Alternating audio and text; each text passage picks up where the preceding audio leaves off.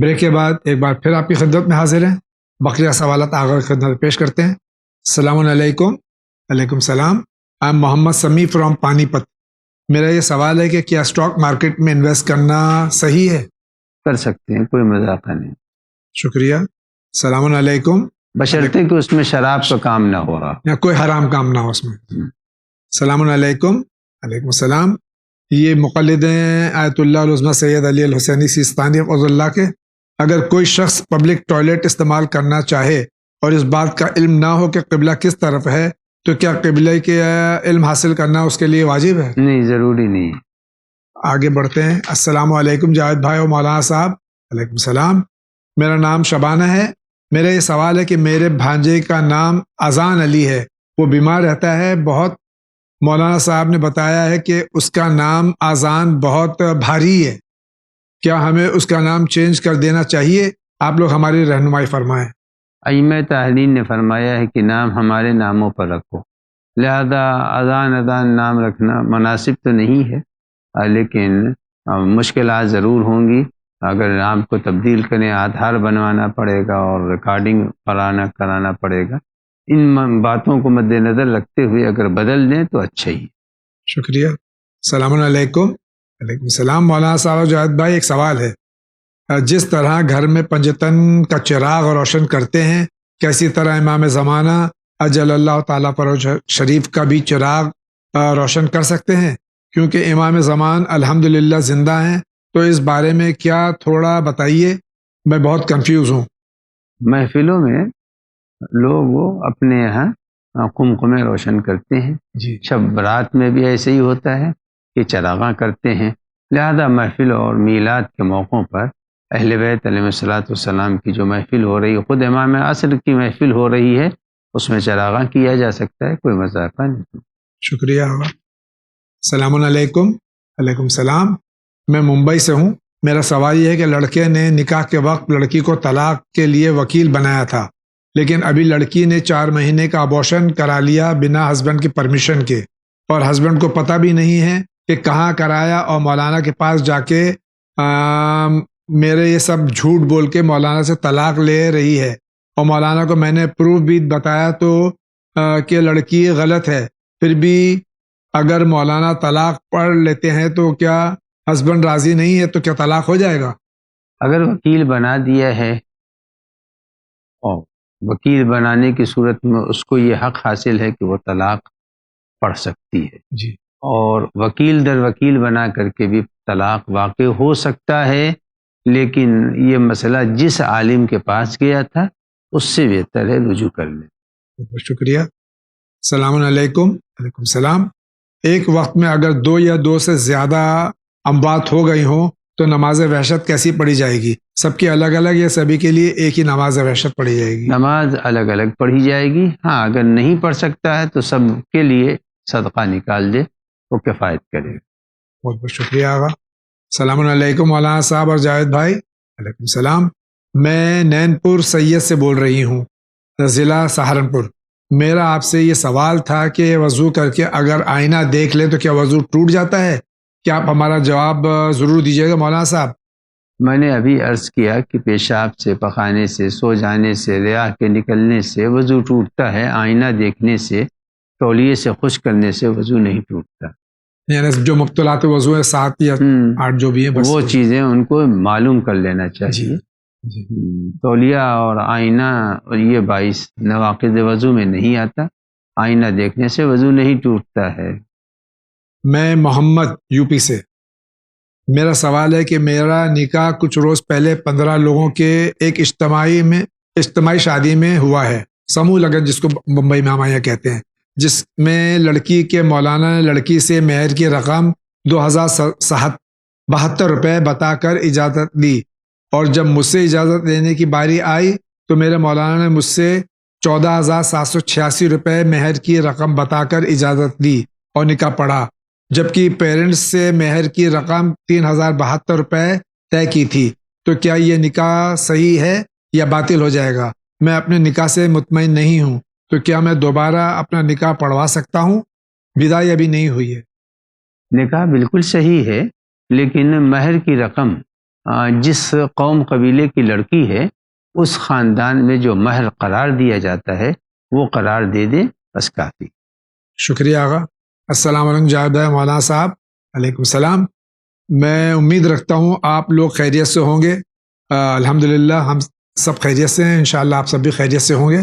میرا ایک سوال ہے، میں جو شاپ میں کام کرتا ہوں، شاپ کا اونر مجھے بہت ستاتا ہے اور وہ کام بول کے ایسے کیوں کرتا ہے پتہ نہیں ہے، یہاں بہت کام کرواتا ہے، ہر بار روز بھی اسے جھگڑا ہوتا ہے اور مجھے اونر چپ رہنے کا کچھ وظیفہ بتائیے کہ میرا اونر یا چپ ہو ہر جائے۔ نماز کے بعد یا حسیبو پڑھا کریں 80 مرتبہ جی ہر نماز کے بعد، اور اگر یہ نہیں کر سکتے ہیں تو جب بھی موقع مل جائے ان کو تو حسیبو یا حسیبو یا حسیبو 80 مرتبہ پڑھتے رہیں۔ شکریہ آغا۔ میرا ایک اور سوال ہے، میرے گھر میں بہت پریشانی ہے، کچھ بھی برکت نہیں ہوتی ہے، مجھے تھوڑا قرض بھی ہو گیا ہے، قرض بھی ادا ہونے کا وظیفہ بتائیے، اور میرے بابا بھی گھر کا خیال کچھ بھی نہیں رکھتے، کچھ پیسے پوچھو تو دیتے نہیں ہیں، غصہ ہو جاتے ہیں، الٹا ہم سے پیسہ لیتے ہیں۔ میرے بابا ان کا دل بدلنے کے لیے میرے گھر کا خیال آنے، ہم کو اچھا سے اچھا دکھلانے کا کچھ وظیفہ بتائیے۔ میرے بابا کا دل بھی بدل کو ہم کو اچھا دکھنے کے لیے بہت مشکل ہے، میرے گھر میں اس مشکل کو حل کرنے کا کچھ وظیفہ بتائیے۔ تو یہ بھی صلوات کثرت سے پڑھیں اور استغفار کریں، انشاءاللہ تعالی مسائل مالی بھی برطرف ہو جائیں گے اور صلوات کی برکت سے گھر کے ماحول میں تبدیلی آ جائے گی۔ انشاءاللہ۔ بہت بہت شکریہ آغا۔ سلام مولانا صاحب اور جاوید انکل، علیکم السلام۔ میں دہلی سے ہوں، میرا سوال ہے کہ میں جب قرآن پڑھتی ہوں تو اس کا ٹرانسلیشن بھی پڑھنا چاہتی ہوں، پر میری اردو ویک ہے، صحیح سے نہیں پڑھ پاتی ہوں۔ میں چاہتی ہوں دوسری کتابوں کی مدد سے ایک ایسی کتاب لکھوں جس میں صرف قرآن کی ٹرانسلیشن ہو، اور جو بھی ٹرانسلیشن پڑھنا چاہے اسے اس کی کاپی دے دوں۔ کیا شریعت اور اسلام مجھے اس کام کی اجازت دیتی ہے؟ قرآن کا ترجمہ ہر زبان میں موجود ہے، جی جو زبان ان کو بہت رواں ہے اسی زبان کا قرآن خرید لیں اور اس کے بعد اس کو پڑھتی رہیں تو زیادہ مناسب ہو، ان کو لکھنے کی ضرورت نہیں۔ شکریہ آغا۔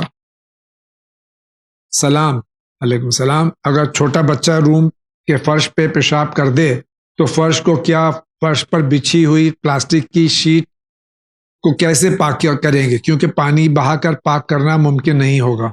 تو ٹھیک ہے، اس کو 3 مرتبہ پانی کو کسی پاک کپڑے کو دھوتی رہیں اور پوچھتی رہیں، پاک ہو جائے گا انشاءاللہ۔ 1 مرتبہ اسے کپڑے کو بھیگے ہوئے کپڑے سے پیشاب کو پوچھا، پھر اس کپڑے کو پاک کیا، پھر اس کے بعد سے اس جگہ کو پوچھا، پھر اس کپڑے کو پاک کیا، پھر یا تو 3 کپڑا لے لیں یا اسی کپڑے کو بار بار غوطہ کر کے اس کو زمین کو پوچھتی رہیں، پاک ہو جائے گی 3 مرتبہ میں انشاءاللہ۔ السلام علیکم۔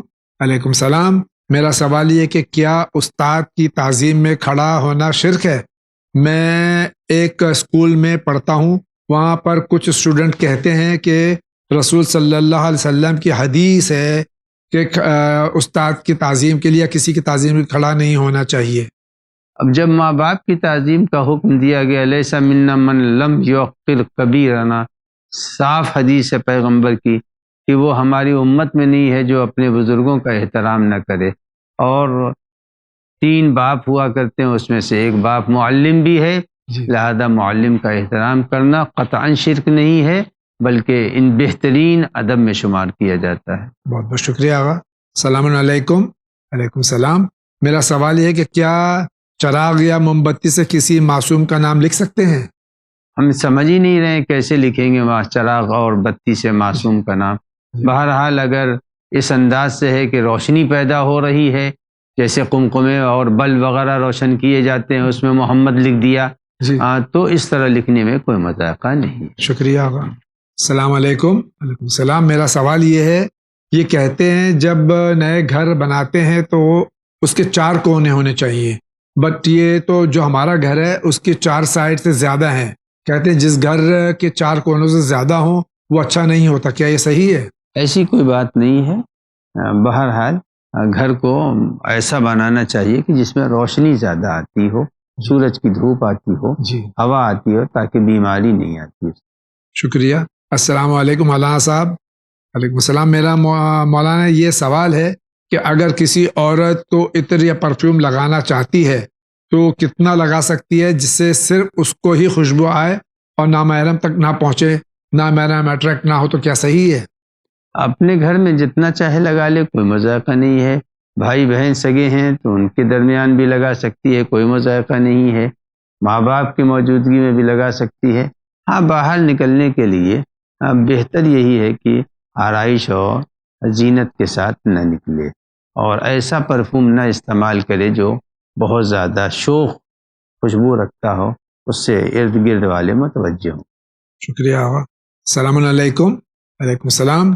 دور حاضر میں عورتوں کے خصوصی ایام میں فون کا استعمال کر لے، جیسے یوٹیوب، فیس بک وغیرہ میں دعا، قرآن کا سورہ، کیا عورتیں پڑھ سکتی ہیں؟ پڑھ سکتی ہیں، کوئی مذائقہ نہیں. السلام علیکم. وعلیکم السلام. میرا سوال یہ ہے کہ کیا ہم جس سجدہ گاہ پر سجدہ کر رہے ہیں اس میں کسی معصوم کا یا دیگر ائمہ معصومین کا نام لکھا ہے، اور سجدہ کیا اس پہ کرنا جائز ہے؟ اور اسی کو اگر ہم دوسرے نظریے سے دیکھیں تو ہمارے کچھ مسلمان بھائی یہ بھی کہتے ہیں کہ ہم امام حسین کو سجدہ کر رہے ہیں. تو ہمارا سجدگاہ رکھنا بھی ان کو لیے بدعت ہے. جی ہم کو کسی کے نہیں، حکم خدا ماننا ہے. خاک کے اوپر سجدہ کرنے کی تاکید ہے، چونکہ وہ سجدگاہ مٹی کی ہوتی ہے، لہذا اس لیے ہم اس کے اوپر سجدہ کرتے ہیں. رہا سوال سجدگاہیں بن رہی ہیں ایران اور عراق میں، اور وہ سارے کے سارے مراجع کی نظر سے گزر رہی ہیں، جب وہاں کے اوپر سے بن کے آ رہی ہیں تو صرف ان ناموں پر بھی سجدہ کر لینے سے کوئی امام حسین کی پرستش نہیں ہوتی. شکریہ. السلام علیکم مولانا صاحب. سلام. میرا سوال یہ ہے کہ بچوں کو مدرسے میں اگر کوئی مولانا صاحب مارتے ہوں اور انہیں ہم نے دیکھا ہو تو کیا اس حالت میں اس معلم کے پیچھے ہم نماز پڑھ سکتے ہیں؟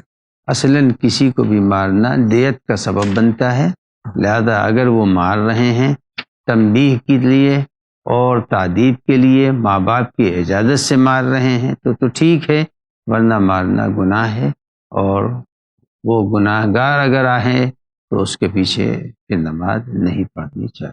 شکریہ. سر میں نے کچھ عرصے پہلے یہ ڈیسائیڈ کیا تھا کہ میں اپنی ایکسٹرا سیلری، بونس، عیدی جیسے ایکسٹرا پیسوں پر خمس نکالوں گا، اور نکالا بھی، لیکن اب حالات ایسے نہیں ہیں کہ مجھے اب ایکسٹرا پیسے ملیں، تو مجھے خمس کیا نکالنا پڑے گا پھر بھی؟ اگر سالانہ بچت ان کے پاس ہے تو خمس نکالنا پڑے گا، اگر سالانہ بچت نہیں ہے خمس نہیں نکالنا پڑے گا. 1 جنوری کو اگر ان کے پاس 100 روپے ہیں تو 20 روپے خمس نکلیں گے. اگر 100 روپے بھی نہیں ہیں تو پھر جب نہیں ہے تو خمس بھی نہیں ہے. بہت بہت شکریہ. ناظرین کرام، اسی کے ساتھ آج کے اس ایپیسوڈ کا وقت ختم ہوا چاہتا ہے. میں حضرت اسلام کا مشکور ہوں. آپ کا بہت بہت شکریہ. آپ کا سلامت رہیے. انشاءاللہ تعالی انشاءاللہ زندگی رہی تو پھر آپ سے ملاقات ہوگی. تب تک کے لیے اجازت دیجیے. وآخر دعوانا ان الحمد للہ رب العالمین.